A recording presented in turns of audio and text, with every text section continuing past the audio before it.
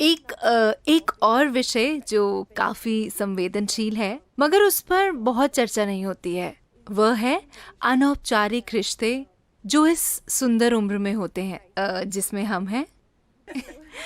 अपने बारे में थोड़ी अच्छी बातें कहनी थी।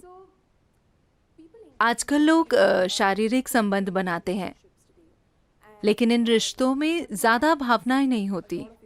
हम इस विषय पर आपकी आपकी राय जानना चाहते हैं।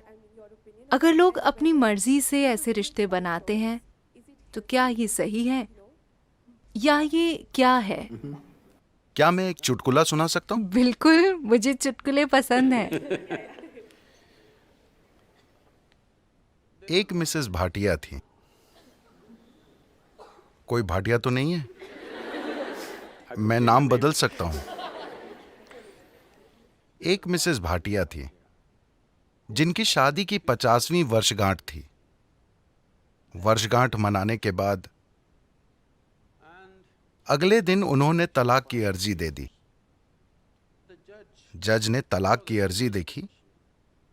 वो एक अच्छी पारिवारिक मित्र भी थी, तो उसने उन्हें बुलाकर पूछा, आप अपने पति को तलाक क्यों देना चाहती हैं? वो इतना प्यारा आदमी है। आप उसे तलाक क्यों देना चाहती हैं? आप किस आधार पर उसे तलाक दे रही हैं? वो बोली, वो मेरे साथ वफादार नहीं रहे, वो मुझे धोखा देते रहे हैं। आप इस नतीजे पर कैसे पहुंची? आपने कल ही शादी की 50वीं वर्षगांठ मनाई थी। कल तक तो आप ठीक थी, फिर क्या हो गया? मुझे बीते दिनों की बहुत याद आ रही थी, तो मैंने फोटो एल्बम पलटना शुरू किया। फिर मैंने देखा कि मेरे 5 बच्चों में कोई भी उनके जैसा नहीं दिखता।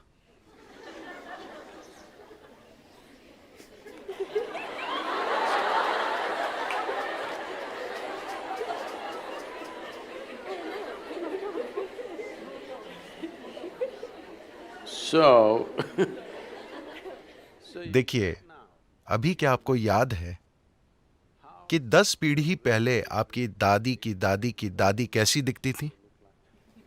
नहीं, मगर उनकी नाक अभी आपके चेहरे पर मौजूद है। आपके शरीर को याद है, हाँ या ना? आपके शरीर को लाखों साल पहले आपके पूर्वजों की त्वचा का रंग भी याद है, अभी तक वो भूला नहीं है। तो जिसे आप मेरा शरीर कह रहे हैं, वो यादों का एक बहुत बड़ा संग्रह है ना? आपके दिमाग में मौजूद यादाश्त बहुत कम है। आपके शरीर में मौजूद यादाश्त, There is evolutionary. उसमें क्रमिक विकास की यादें हैं, जेनेटिक यादें हैं, कर्म की यादें हैं, व्यक्त और अव्यक्त स्तर की यादें हैं, ढेर सारी यादें हैं। आपको लगता है कि अभी आपको चलना आता है, लेकिन ऐसा सिर्फ इसलिए है क्योंकि आपके शरीर ने वो यादाश्त बनाई है। अगर आपका शरीर उसे भूल जाए तो आप चल नहीं पाएंगे। So इतनी यादें, आप जो छोटी से छोटी चीज करते हैं, आप जानते हैं कि क्या खाना है क्या नहीं खाना है, उसे मुंह में डालना है कान में नहीं।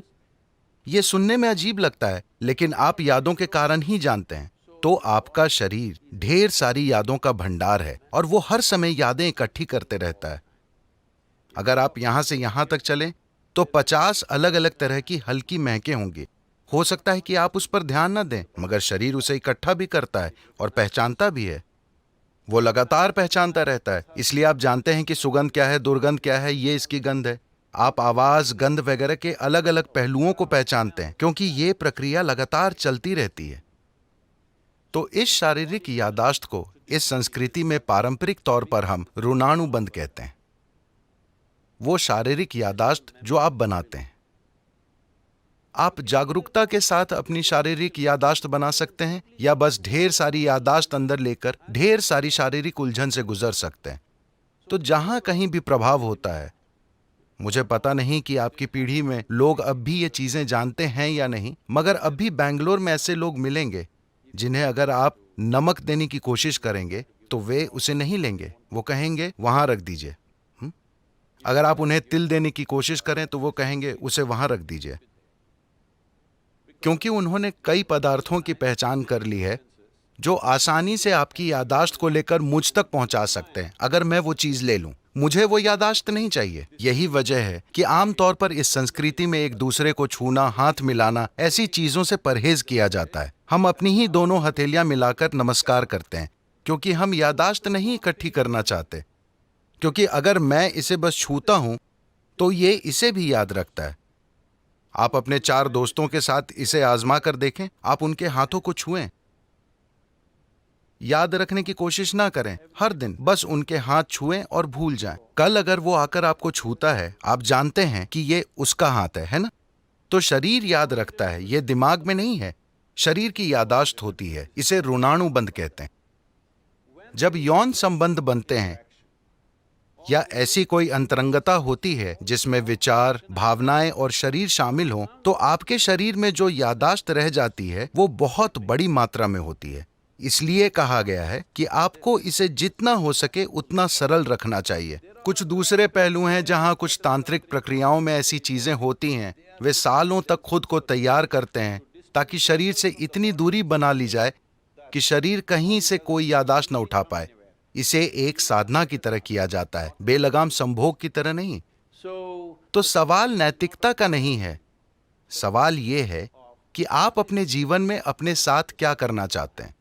if you want to be in such a way that अगर आप इस तरह जीना चाहते हैं कि आपके जीवन में आपकी भीतरी बुद्धि सबसे प्रबल चीज हो, आपका भौतिक शरीर नहीं, तो आपको शरीर की यादाश्त को जितना हो सके उतना सरल रखना चाहिए।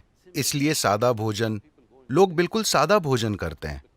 अब भी मैं दिन में 1 बार भोजन करता हूं और भोजन में सिर्फ एक चीज खाता हूं, 10 नहीं।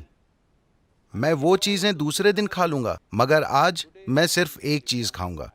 क्योंकि काफी फर्क आप आजमा कर देखिए, सिर्फ मेरे कहने पर मत जाइए। खासकर जब आपकी परीक्षा का समय आता है, सादा भोजन कीजिए और देखिए कि उससे कितना फर्क पड़ता है। आपकी बुद्धि कैसे काम करती है, आप कितना सतर्क रहते हैं, सब कुछ। तो आप खुद को क्या बनाना चाहते हैं? आप खुद को एक सेक्सुअल सुपरनोवा बनाना चाहते हैं या or no I'm saying कुछ लोगों का ऐसा इरादा हो सकता है, ये उनके ऊपर है। मगर आप अपने जीवन के साथ क्या करना चाहते हैं, ये आपको तय करना होगा। अगर आपने ये तय किया है तो ये बहुत महत्वपूर्ण है कि आप अनजाने में भारी मात्रा में यादें ना इकट्ठी करें, because this will lead to क्योंकि बाद में आप देखेंगे कि आपके लिए शांत और खुश रहना बहुत मुश्किल होगा, चाहे कुछ भी अच्छा हो रहा हो, simply because they क्योंकि शरीर में उलझन भरी यादें मौजूद हैं। जब इसी प्रकृति का कुछ और आता है तो शरीर में उलझन भरी उथल पुथल होने लगती है। शायद आपके दिमाग में यह ना आए, just physically ये सिर्फ शारीरिक रूप से होता रहेगा। तो ये चुनाव आपको करना है। ये नैतिकता का सवाल नहीं है, ये सवाल है समझदारी से जीने का।